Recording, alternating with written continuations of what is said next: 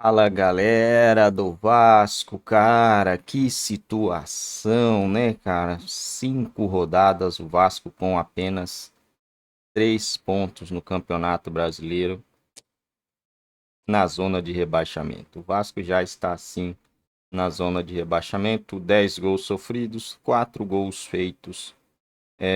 Tem algo errado aí, tá, gente? Tem algo errado aí.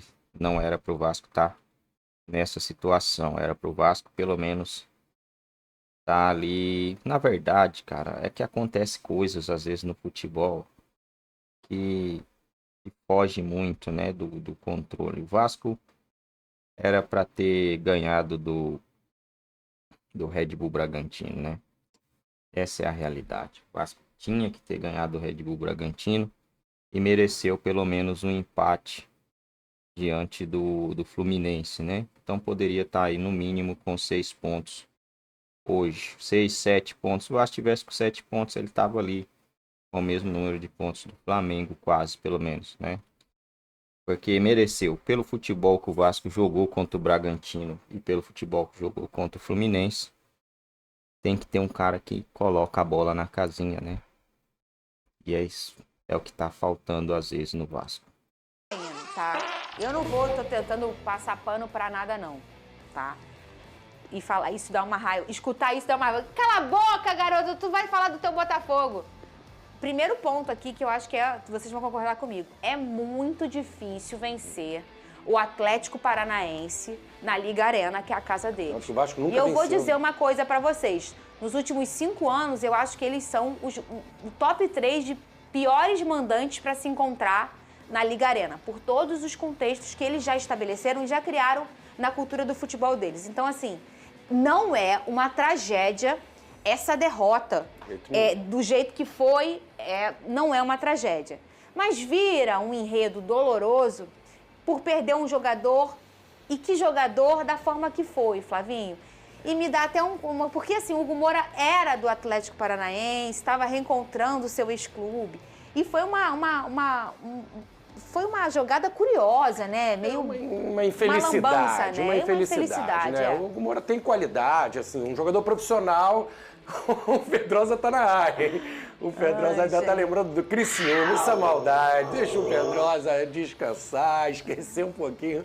O Vasco tá dando muita dor de cabeça. Mas se já é difícil jogar 11 contra 11, quando o Vasco perde um jogador, a situação fica dificílima para você ter que reagir depois, né? Sofre um gol. Você tem que reagir com um a menos, às vezes é até melhor você sofrer um gol no início do jogo e não perder o jogador. Mas imagina o instinto ali do Hugo Moura depois de uma falha. Ele quer evitar de qualquer forma que o jogador consiga a finalização, acaba fazendo aquela falta por trás, a expulsão é correta e fica muito difícil para o Vasco, mas tem bons momentos do Vasco na partida, quando volta para o segundo tempo, o Vasco chega a dominar, pressionar, criar chances com um a menos. Foi uma atuação boa do Vasco, melhor do que a contra o Criciúma, que foi goleado, até melhor do que contra o Fortaleza, quando jogou fora de casa pela Copa do Brasil, que pouco ameaçou o Fortaleza. Vejo boas coisas ali do Vasco, uma evolução, jogando com um a menos, conseguiu até em determinado momento pressionar o Atlético fora de casa, perdeu chances, mas dificilmente ia evitar a derrota jogando com um a menos. No começo do jogo, o jogador tem que botar na cabeça. É melhor sair o gol e você tentar correr atrás com com o mesmo número de jogadores. Eu acho que torna ainda pior o cenário para o Hugo Moura, porque era um jogo que ele tinha batido uma meta que obrigava o Vasco a pagar 2 milhões de euros ao próprio Atlético Paranaense. Aí já vem as críticas do torcedor em relação a essa contratação. Antes mesmo da chegada dele, a gente falava que era um valor elevado para o nível de futebol que o Hugo Moura sempre apresentou. É um jogador super esforçado. Como é essa meta aí, hein, Vini? 4 jogos relacionados. Era só ele ser relacionado. É porque, na verdade, foi um fluxo de caixa que o Vasco, a 77, fez com o Atlético Paranaense, por questão de pagamento. Eles queriam comprar o Hugo Moura, estava certo. Só que para ajudar o Atlético Paranaense, o que fez? Beleza, a gente bota aqui uma meta, quando ele for relacionado 4 vezes, vocês pagam os 2 milhões de euros, que aí compra o jogador. Então, torna o cenário ainda pior para o atleta e também para a cobrança em cima da 77, que não fez uma contratação que muito torcedor é contra. E outra, teve um tweet aí que apareceu falando que o Vasco tem que comemorar que foi apenas 1-0. Também acho. O Atlético Paranaense botou 4 bolas na trave. Concordo com o Flavinho que mostrou uma evolução em relação aos últimos jogos, mas o Atlético Paranaense dominou grande parte da partida, tanto é que botou 4 bolas na trave, e um dos destaques do Vasco foi novamente o goleiro Léo Jardim. E tem um ponto aí que a gente está falando que o Atlético teve o volume dele, obviamente, quase um jogo inteiro com um a mais, é muita coisa. Se a gente já está falando de um adversário que é difícil de se vencer dentro da casa dele. E com um a menos, então, é mais difícil ainda. Só que a gente não pode deixar também de usar aqui a voz para ser a voz do torcedor vascaíno, em que, aos 9 do segundo tempo, o jogador do Atlético deveria ter sido expulso no lance com o Verratti. E aí a gente está falando de um Vasco que ficaria 10-10, e a gente poderia ter mudado o contexto aí, a história, o enredo. Poderia não também? Poderia não também, mas é aquele sim, poderia sim. Então, assim, também achei um erro de arbitragem nesse jogo aí em relação ao lance do Verratti com o jogador do Atlético Paranaense, que ele bota a mão, o Verratti era o último homem, e ele acabou não optando pelo vermelho. Já tem flusão, hein? Que o negócio também não tá bacana lá. Hoje tá um lecreque aqui nesse programa. Mas ó, tem contratação de peso. Thiago Silva vem aí. 2 questionamentos. Primeiro, quero que você me ajude. A partida de hoje era qual número de partida do jogador que foi expulso? Cara, ele me fugiu. Quarta, Hugo Moura. Quarta partida do Hugo Moura. A partir da partida de hoje, o Vasco é obrigado a comprá-lo. Que empréstimo é esse? Absurdo. 4 jogos. É um contrato muito mal feito. E, por outro lado, o que o Vasco já comprou, que é o João Vitor, será que tem bônus? Por isso que ele não é titular no Vasco? Vou estender a minha pergunta fazendo uma terceira pergunta, para a gente começar já com tudo. Né? Por que 3 zagueiros em Fortaleza e hoje a volta dos 2 zagueiros? Por que eu estou falando isso? Porque o Vasco melhorou muito quando o João Vitor entrou, ele fez uma partida excelente. Vasco ainda necessita de goleadores, né, de jogadores com capacidade de fazer o gol, porque se tivesse esse jogador em campo, além do Verratti, o Vasco teria conseguido, pelo menos, chegar ao empate. Então, falta muita coisa, mas já são 5 rodadas e o Vasco continua na zona de rebaixamento. O problema principal, antes a gente vai falar muito do jogo, tá? Já tô vendo a galera perguntando sobre os jogadores, etc., criticando alguns. A gente vai tentar colocar o máximo possível vocês para participar com a gente, tá? Deixando o like, se inscrevendo no canal. O que mais preocupa, Edmundo, eu acho que todo torcedor deve concordar com isso, é a gente não ter uma perspectiva de melhora, né? Eu acho que perder do Atlético Paranaense em Curitiba é algo que a maioria, provavelmente, dos clubes vão perder lá, né? Vai ter jogos, vão ter tropeços, mas lá é sempre muito difícil, tá 20 e poucos jogos invicto lá, etc, né? Mas a gente não vê, cara, uma melhora. Por exemplo, eu vou botar presta atenção nessa, cara, é assustador, tá? Do primeiro tempo, tá? As estatísticas do SofaScore. Olha isso aqui, cara. 64% da posse de bola para o Atlético Paranaense, 13 finalizações a gol contra 0 do Vasco. Finalizações no gol 3, para fora 7, bloqueadas 3. E o Vasco 0, 0, 0, 0. É um absurdo isso, cara. A gente vê um primeiro tempo ridículo do Vasco da Gama, assim como foi contra o Fortaleza, só que lá deu sorte, teve milagres do Léo Jardim, a trave ajudou, e hoje a trave também ajudou para não tomar uma goleada no primeiro tempo, né? Então acho que, cara, não é possível isso. O volume de jogo do Atlético Paranaense jogando em casa é gigantesco, principalmente no início do jogo. Por isso que eu perguntei o porquê de apenas 2 zagueiros, com a entrada do Hugo Moura. Será que era porque era obrigatório a compra? Isso me leva a crer que quem faz esses acordos tem algum benefício. Não é possível, gente, porque era muito natural que o Vasco repetisse uma formação com 3 zagueiros. E o Vasco melhorou quando isso aconteceu, parece, claro, mais fechadinho.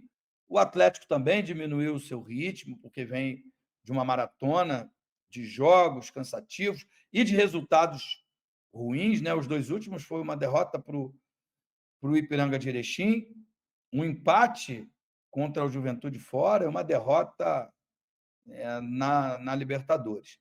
Então, assim, o Atlético também estava assustado quando o Vasco melhorou, mas isso não justifica a equipe do Vasco entrar com uma formação normal, né? Num 4-3-3, e com jogadores fora de forma, com a expulsão, enfim, sei lá.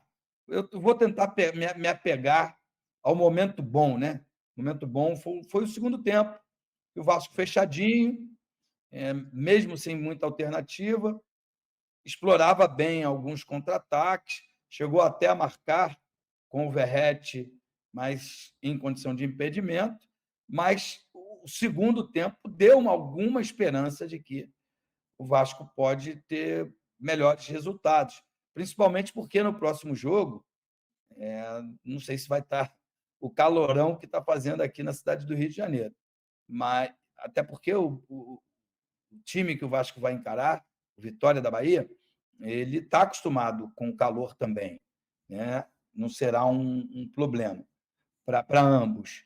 Mas o adversário é um adversário que está pior do que o Vasco na tabela de classificação. Então, dá para acreditar que o Vasco pode conquistar um resultado melhor. Eu até vou colocar aqui para vocês também, porque eu achei muito interessante um tweet, né, Edmundo, do Pedrosa, que já participou aqui, é um excelente jornalista, né? E, cara, eu achei muito interessante, porque ele coloca o seguinte, ó. Cadê? Vou colocar aqui para vocês darem uma olhada junto, ó. Eu achei muito interessante esse tweet dele. O caso do Vasco é para ser exemplo no capítulo o que não deve fazer ao administrar um clube. Aí ele bota os tópicos. Mais de 150 milhões de reais em compra de jogadores de 23, brigou para não cair até o último jogo. Formou um time com uma espinha dorsal em 23, né, segundo semestre. Era só preencher as lacunas e saídas naturais. Mais de 120 milhões de reais de compra de jogadores em 24, vai brigar para não cair de novo. Formou um time pior que de 2023. Não tem o técnico, não tem patrocínio master, não tem programa decente de sócio-torcedor, mas pelo menos o Vasco SAF está atacando a dívida e tornando o clube autossustentável, né? Não. O balanço do clube mostra que o time está longe de andar com as próprias pernas. Adivinha por quê? Porque ninguém entende nada sobre futebol dentro do Vasco. Ninguém. Cara, eu achei um tweet forte do Pedrosa, mas muito coerente, Edmundo, né? Você concorda com ele? 100% coerente, muito lúcido. O Pedrosa é um dos melhores jornalistas, né? Me parecia que ele estava inclinado a apoiar a SAF do Vasco, né? Principalmente em alguns momentos, em algumas declarações. Mas ele me parece ser neutro nessa discussão e está falando a mais pura verdade, coisas que nós vínhamos falando aqui desde o início. Você foi o primeiro, eu acho. Da entrada desses americanos aí, ou dessa SAF no Clube de Regatas Vasco da Gama. O principal de um clube de futebol, gente, é ganhar títulos. Isso é, os clubes no Brasil, pelo menos. Meu povo, a situação vascaína aí não é das melhores, né? E agora o Vasco vai enfrentar um time teoricamente fácil, mais uma vez. Só que da última vez que o Vasco enfrentou um time teoricamente fácil, tomou de 4 dentro de São Januário, né? Vai enfrentar o Vitória. Vitória, se eu não me engano, vamos dar uma olhadinha aqui. Vitória somou 1 ponto no Campeonato Brasileiro em 4 rodadas, né? O Vasco já tem 5, então o Vitória ainda pode passar o Vasco da Gama quando fizer aí o seu jogo atrasado. Sofreu 9 gols, fez 4 gols, sofreu um gol a menos que o Vasco, mas tem um jogo a menos também. Temos o Atlético Goianiense, e o Cuiabá, né? Os times que subiram da segunda divisão, apenas o Criciúma ali com 5 pontos, muito, muito mesmo, porque o Vasco conseguiu doar 3 pontos para o Criciúma, né? Se o Vasco vence o jogo, estaria nesse momento com 6 pontos, e o Criciúma ainda estaria com 2 pontos. Os times que subiram da Série B do Campeonato Brasileiro não estão conseguindo se mexer no Campeonato Brasileiro. A dificuldade do Campeonato Brasileiro, ela é gritante, né? Surreal. Cuiabá já caiu, né? A realidade é essa. Enquanto tinha um treinador que está no Corinthians ali, Cuiabá conseguia jogar uma bolinha, né? Mas agora são 4 jogos, o Cuiabá não fez nenhum gol. Ó, os candidatos a rebaixamento já estão aqui, né? Tirando o Fluminense, os candidatos já estão aqui. Cuiabá, Atlético Goianiense, Vitória, Vasco, Juventude, Corinthians e Criciúma. São os times ali, até o Criciúma tem 5 pontos. O Criciúma para baixo aí, eu tiro o Fluminense dessa jogada aí. Para mim, geral ali tem chance de ser rebaixado. Vasco, se fizer alguma contratação pontual agora no meio da temporada, pode ser que consiga aí mudar, né, o estilo de jogo, mudar alguma coisa para não sofrer. Mas a realidade do Vasco hoje, infelizmente, é essa, né? Depois de 5 jogos de Campeonato Brasileiro, você não conseguir fazer nada, aí é complicado, né? O jogo que era para ter vencido, que era o jogo em casa, contra o Criciúma, não venceu. Jogos fora de casa que dava para ter empatado, não empatou. Dava para ter empatado com o Bragantino ou até mesmo vencido o Bragantino. Dava para ter empatado com o Fluminense, né? Já o Atlético Paranaense, o Vasco não conseguiu ver a cor da bola, né? Infelizmente, foi engolido, foi devorado pelo Fortaleza, pelo Atlético Paranaense. A sorte que contra o Fortaleza a bola não entrou, né? O Moura deu uma falha gritante, né? Porque o outro jogador do Vasco estava falando, manda lá no goleiro, e correu pro lado, fugiu. Os dois erraram, mas quem errou mais foi o Hugo Moura aí nessa expulsão. É praticamente a lei do ex, né? A lei do ex inverso que aconteceu aí.